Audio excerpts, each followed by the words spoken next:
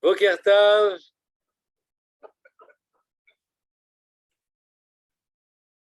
C'est l'histoire d'une paracha. Vous la connaissez? Ah là là. Qu'est-ce qu'il ne faut pas faire pour la notoriété?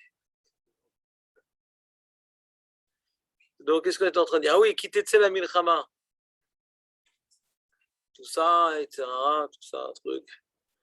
Parce que, à l'époque, les guerres, je ne sais pas aujourd'hui, mais à l'époque, les femmes, tout ça, pour perturber un peu la stratégie militaire, alors elles se faisaient toutes jolies pour attirer les militaires et déstructurer l'infrastructure combative. Et alors bon, alors c'est une épreuve quand même, parce que le mec, ça fait des mois que... Et elle, c'est dur, quand même, imaginez. Surtout, c'est pas uniquement le fait que plusieurs mois, un truc stable, d'être en situation de force et tout, de conquérir, il y a toujours un etc. de l'ishtalet, quoi. Même le mariage, c'est la relation avec femme, une sorte de conquête, quoi. C'est une notion de conquête. Donc ça risque d'éveiller en l'homme des pulsions qui sont pas très faciles à maîtriser. Pas très facile à maîtriser. Et donc là, il y a un chidouche de la Torah extraordinaire. Chidouche de la Torah extraordinaire, c'est que on vient tolérer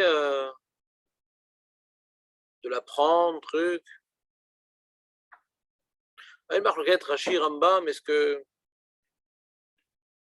qu'il peut avoir un rapport avec elle après avoir fait toute la procédure évoquée dans la paracha ou non? C'est d'abord il fait une bia avec elle et après s'il veut la garder, il doit faire toute une procédure. C'est cette marloquette, Jonathan. Et donc c'est deux explications, c'est-à-dire c'est deux approches différentes, on va dire au niveau psychologique, quoi. Bien sûr que c'est des limoudim, c'est pas de la. Mais après qu'on ait fait les limoudim, qu'on ait déduit des versets chaque opinion, qu'est-ce qu'on apprend de ça, quoi? C'est la première opinion qui dit que elle ne sera permise qu'après avoir fait toute cette procédure, tu la prends à la maison, tu l'enlaidis, tu entraînes qu'elle pleure et tout, sa famille, ses trucs. Ah, qu'est-ce qui se passe?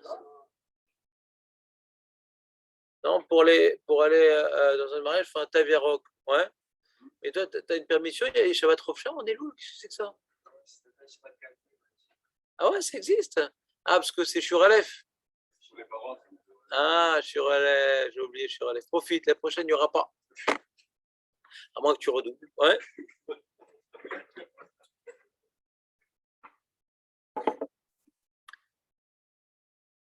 Donc, c'est-à-dire quoi que d'abord, il va avec elle, parce que impossible de résister, etc.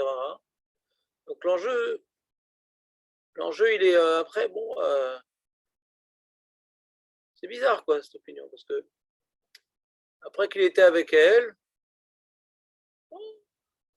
il est déjà moins.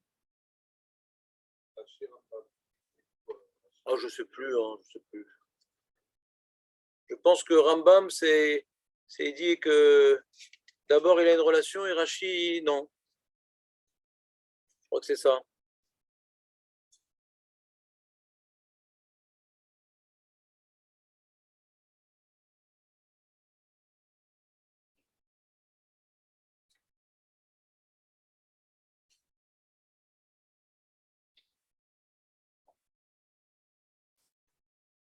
C'est marqué.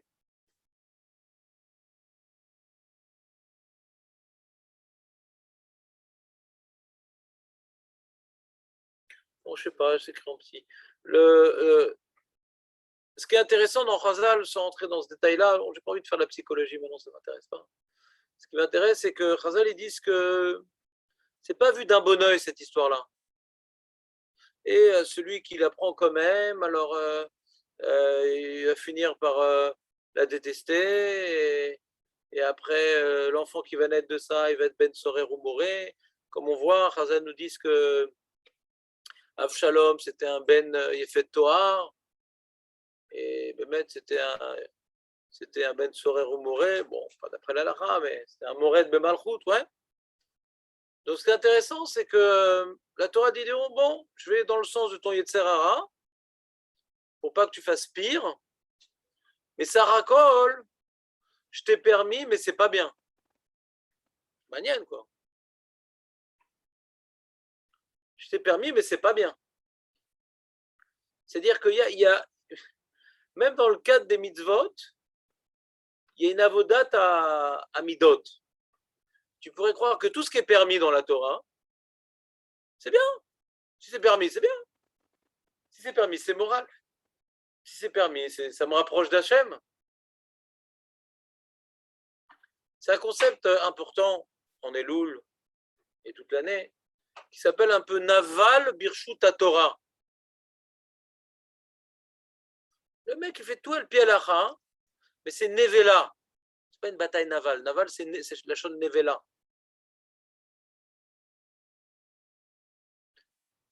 Il y a des gens, et peut-être qu'on en fait partie, donc il faut se sentir sensible à ce message-là. Mais bon, c'est permis, ma baya. Il est où le mal? Il est où le mal? Il y a une halakha qui dit que c'est assourd. C'est permis, c'est mes fourrages dans la Torah, c'est mes fourrages. Il y a une smichut à parachute. Il y a d'abord Efet Toar, après celui qui a 2 femmes et il veut déshériter celle qu'il n'aime pas, et donc c'est celle-là, et puis après tu as Ben Sora Moré, et puis après tu as la condamnation à mort, parce qu'il va être condamné. Si tu ne fais pas Ben Sora Moré, il va t'attraper, il va être pendu. Bon, toute une smichut à parachute. Et donc même quand la Torah te permet encore une avoda, est-ce que c'est bien ce que je fais? La vie, elle n'est pas binaire. C'est mal ou c'est bien. C'est pas c'est mal ou c'est bien. La Torah permet, c'est magnifique. La Torah interdit, c'est abominable. Non, non. Ce que la Torah interdit, les bêtes, c'est abominable. En maloma. Mais ce que la Torah permet, shayar avodat Hashem basé. Je peux m'interdire des choses permises. Le Messie de Sherem, il dit même plus. Il dit chacun, il se connaît. Et s'il y a des choses pour lesquelles il ressent que ça l'éloigne d'Hachem, c'est assour mina Torah pour lui. Kol echad est shulchan aruch prati shelo. C'est-à-dire que la Torah, elle n'est pas venue maintenant faire de nous des robots. T'es moutard, je m'en fiche de tout. Mais tu ne sens pas que ça t'éloigne d'Hachem, tu ne sens pas que tu es déséquilibré, tu ne sens pas que ça développe des midot raot, tu ne sens pas que ça développe une certaine kitsoniou, tu ne sens pas que ça... Ou tu sois... Par exemple, tu vois, un des sujets connus de la Torah, bon, c'est l'état avot. Ouais. C'est pas interdit de se gaver. Donc, tu dis ça, c'est dur, ouais, c'est pas interdit de tout gastronomiser. C'est pas interdit. Pour certains, c'est une mitzvah. Si t'as pas la pkeila, t'as pas le truc, alors les fêtes, elles sautent, quoi. Pour certains, c'est obligatoire. Et pour d'autres, ouais, ben le mec, il sort du repas lourd, ouais, il va faire des grosses siestes, il va pas tellement étudier, il va prier à moitié comme ça. Comme ça, tu vas prier comme ça. Et après le dimanche, il est pas bien. Le lundi, il recommence un peu à vivre. Le mardi, ça y est, il est sur les rails. Mercredi, il commence à goûter les plats pour Shabbat. Mardi, c'est pas mal.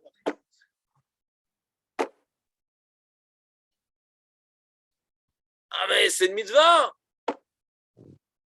D'ailleurs, nous, on essaie de faire une keila pour Rosh Hashanah. On ne trouve plus d'épinards Hein, il y a des épinards? Alors, j'ai trouvé sur Internet un site qui vend du Bodek. Et j'étais Bodek, c'est pas du Bodek ce qu'ils vendent. Alors, il m'envoie un mail. Il dit non, on n'a plus Bodek, on a la cache-route régulière. Bon, ça ne me dérange pas parce que c'est 4 sous. Mais c'est une poubelle de 14 kilos. Ouais. 14 kilos d'épinards, le mec. Ah, ça fait toute l'année, c'est bien. Je sais pas, j'ai pas encore une chambre froide. Ouais. Donc, si vous voulez qu'on on fait. Non. C'est tunisien, les pots. Non, c'est pas de l'abkeila algérienne, ça. C'est tout liquide. Nous, on fait pas comme ça, l'abkeila. C'est pas liquide. Ah non, non. Non, c'est la tfina aux épinards. Ah non, c'est pas. Ah non, non, moi, je connais pas. Non, oh, ils appellent ça certains comme ça. Et tout.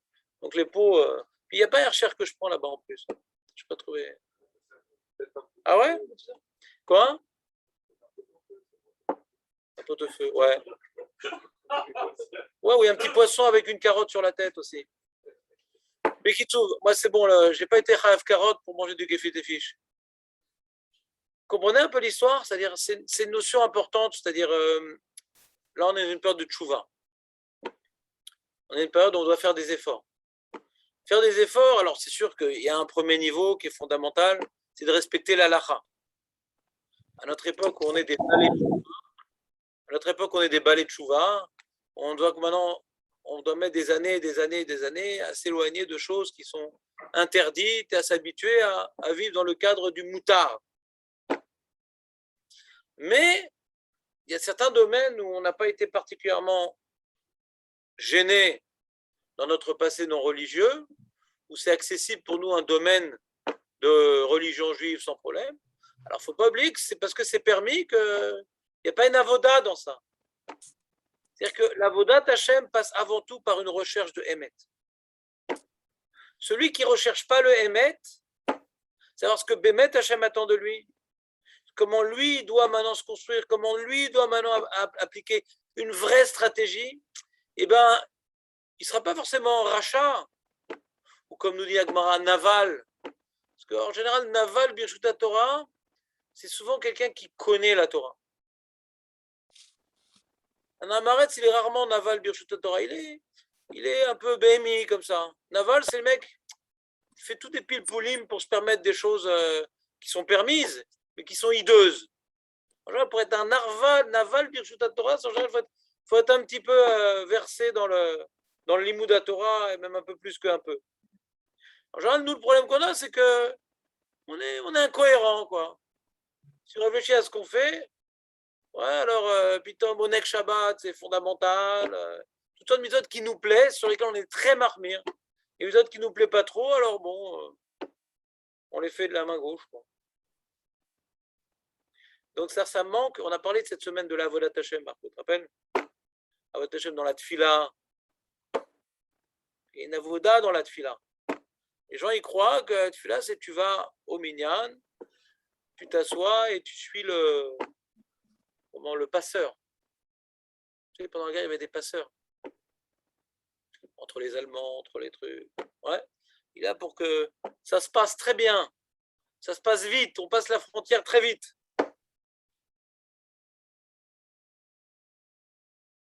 Et on oublie qu'il y a un avoda dans la tefila. Il faut venir à l'avance. Il faut faire des choses qui nous déconcentrent avant la tefila. Il faut aller dans un endroit où on est susceptible d'être concentré. Une avoda, quoi. Et quelqu'un, il peut avoir prié toute sa vie, avoir jamais prié de sa vie. Toute sa vie, il a prié, il n'a jamais prié. Pas une seule fois, il était connecté avec Akadosh Baruch Hu. Ce qui est la tefila. Si quelqu'un ne sait pas, l'ifnemi Ahmed ou l'omit palel ou l'onikra mit palel. Donc là, c'est encore plus grave que ce que je suis en train de parler, c'est qu'on a un problème al-pi halacha. C'est pas Birshut Torah. Al-pi halacha, c'est bayati. Al-pi halacha. Tu vois, ce matin, j'ai eu une épreuve comme ça. Enfin, tous les matins, j'ai cette épreuve-là. C'est que je suis dans un minyan où ils ont fixé des horaires, mais ils sont tout le temps en retard. Et comme je suis à moitié ashkenaz, j'ai du mal à supporter ce genre de choses. Si c'est du shaker, tu écris cet horaire, tu fais cet horaire, je comprends pas. Quand quelqu'un il écrit un programme, il va avoir des onassim, il va avoir des cas de force majeure. Mais quand c'est systématique, c'est shaker.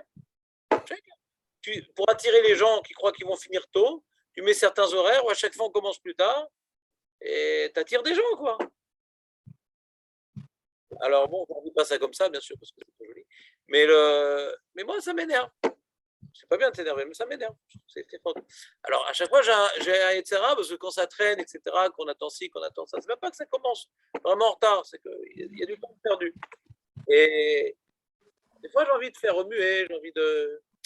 En tout temps, je me dis, il ne faut pas être naval birchota. Je viens pour faire des sirotes et je vais être antipathique avec les gens. C'est pas écrit mes fourrages dans la Torah que tu peux dire mitzvah Torah, tu peux. La vie, c'est plein de questions comme ça. Peut-être c'est Torah, peut-être c'est les toilettes à Tzibour, peut-être c'est. Aval Mima Zenovia. Pourquoi aujourd'hui que j'étais particulièrement fatigué, j'avais tellement envie de faire des remarques, plus que les autres jours? Parce que j'étais relou. Pas qu'il y avait plus une mitzvah Torah. Donc avant de faire des choses, il faut être bodek. Comme les épinards, il faut être bodek. Il faut être bodek. Et donc là, le domaine où véritablement il y a plein de choses qui sont permises, mais c'est très très grave, c'est Ben Adam Chavero. Dans Ben Adam Chavero, c'est un truc hyper compliqué, Ben Adam Chavero. Quelqu'un qui n'a pas cette recherche de Hémet, qui est très fort en Tfilin, en Megillat Esther, en Lulav, en Yitrok de folie, son Yitrok. Ben Adam Chavero, c'est là où on voit toute l'incohérence de l'homme. Parce que celui qui n'est pas Oved Hashem et qui ne recherche pas la vérité, En Tzikouy Shetzler Batrum Hazeh. En Tzikouy. En Tzikouy. Donc c'est vraiment Ve'afta l'eracha kamocha zeklal gadol batorah. Lama zeklal gadol batorah? Parce que c'est une bdika. Combien tu es cohérent dans ton avodat Hashem? Nouveau pshat sur zeklal gadol batorah. Bezet erolivdo. Est-ce que tu es cohérent? Est-ce que tu recherches? Parce que c'est sans fin les problèmes avec Ben Chavero. Tu as plein de paramètres, tu as plein de trucs. Ce n'est pas quelqu'un qui est au ved à la tzmecha, qui recherche le bien absolu. Atanir shal basé kolayom. Vimzelo kolayom. Des fois, dans des situations tendues, ça va finir pas mal, catastrophique. Ça va. Est-ce que le responsable des bruitages des westerns peut éteindre son micro, s'il vous plaît? Donc, il amène un harmonica, ça fait beaucoup plus ambiance. Sylvie Rado. Merci. Non, il faut rechercher la vérité. Rechercher la vérité, un homme, il va très loin. Très, très loin. Tamid Raham, il peut aller très, très bas s'il ne recherche pas la vérité. Tu as dit exactement l'inverse de ce que j'ai dit tout à l'heure. C'est incroyable. Si tu as dit une seconde après, on aurait pu faire carrément du verlan.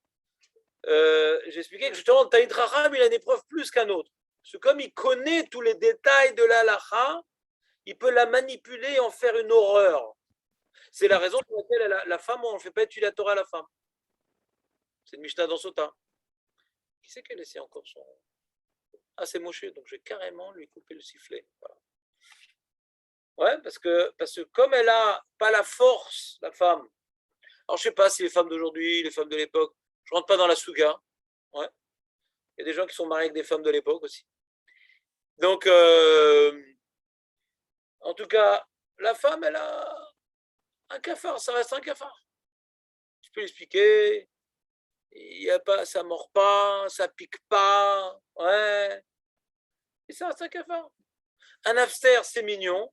Une souris, mais tu coupes la queue. Tu coupes la queue. C'est la même chose. Je ne parle pas d'un rat. Une souris, c'est mignon.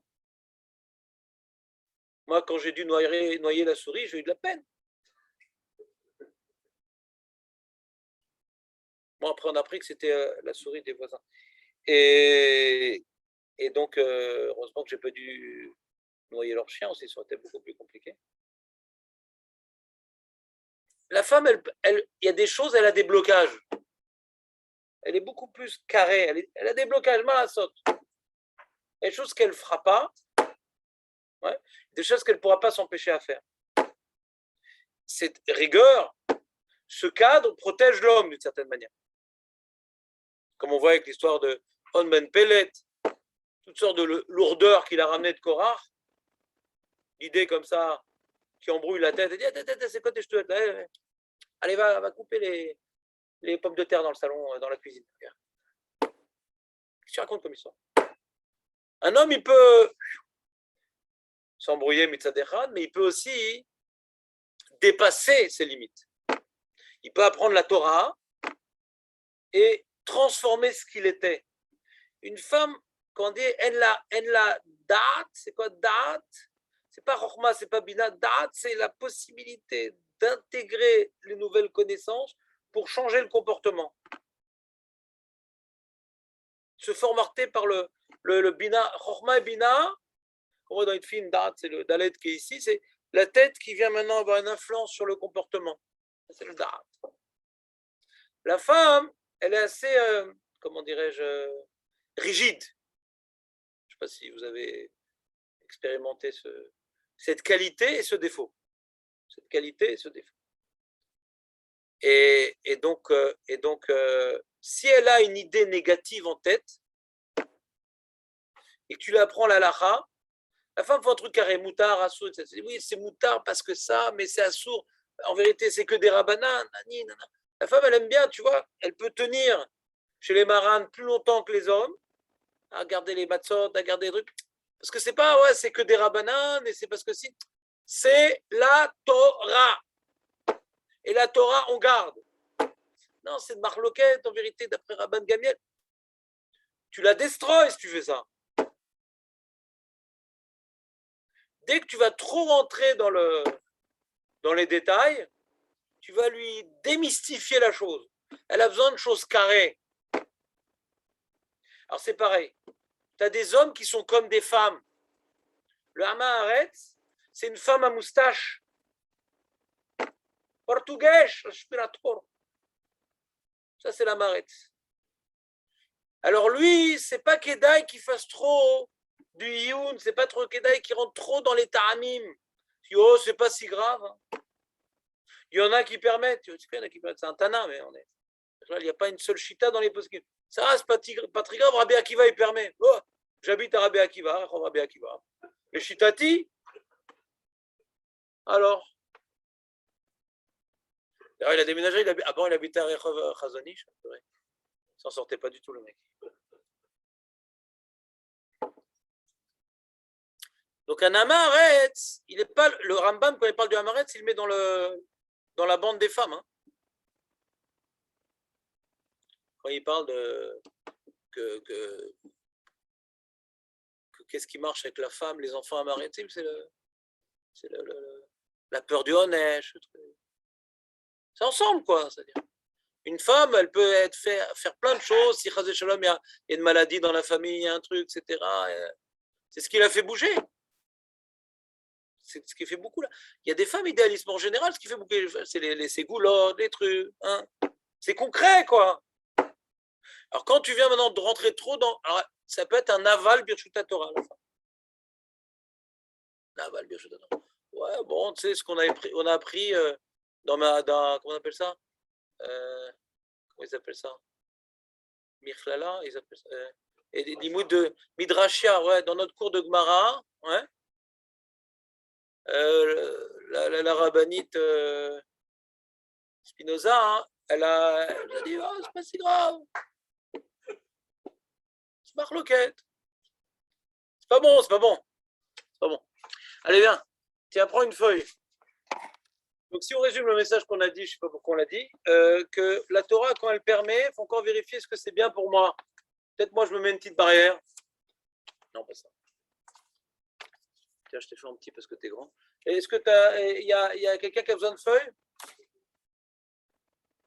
Il y a de moins en moins de monde.